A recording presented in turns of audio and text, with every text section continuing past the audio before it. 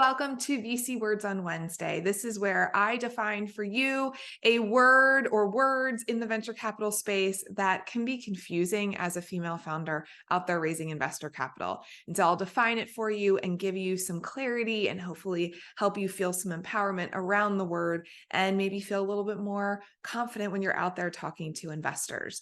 So before I jump in, I just want to make a disclaimer. I am not a legal or a financial professional.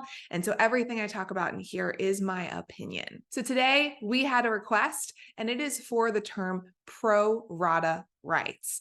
So if you have a request for any term that you would like to hear more about, please comment below and tell me what your term is, and I will gladly work it in to one of my future VC Words on Wednesday. So pro rata rights, what does that mean?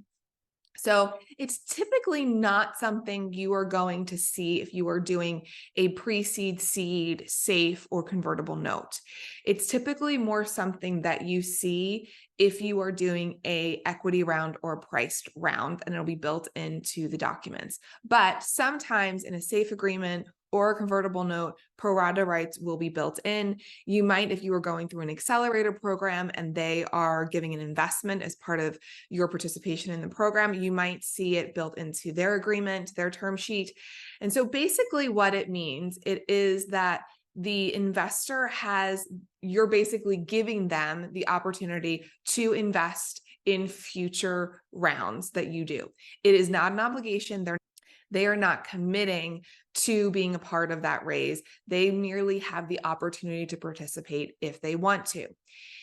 Within that, it goes a little bit deeper. So if they have an ownership that they want to maintain, and this is where more of the priced round equity raise, it comes into play when you have a defined ownership percentage. If they want to maintain their ownership, they usually have the pro rata right to do that.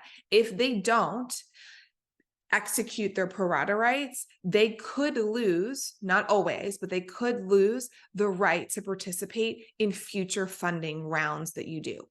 And so it could be an important thing to an investor for them, at least in the beginning. Maybe they have 2% and they want to maintain that 2%. So their investment will increase typically to maintain that 2%. And so, they will continue to do that until a certain point. Usually in an early stage, investors tend to tap out of the ability to do their pro rata rights around a B or a C, just depending on the size of the company, the valuation at that point, the share price, all of that kind of stuff. And so they might not be able to maintain it, or they might decide that they're going to really try to do that. The upside for you as a founder to have that pro rata right built in is when you take an investor money and you have future raises, that pro rata right can help you make sure that you're going to have some investors that are going to come and invest in future follow-on rounds. And so you might do a raise and already have a couple $100,000 committed by existing investor because they are executing their pro rata rights.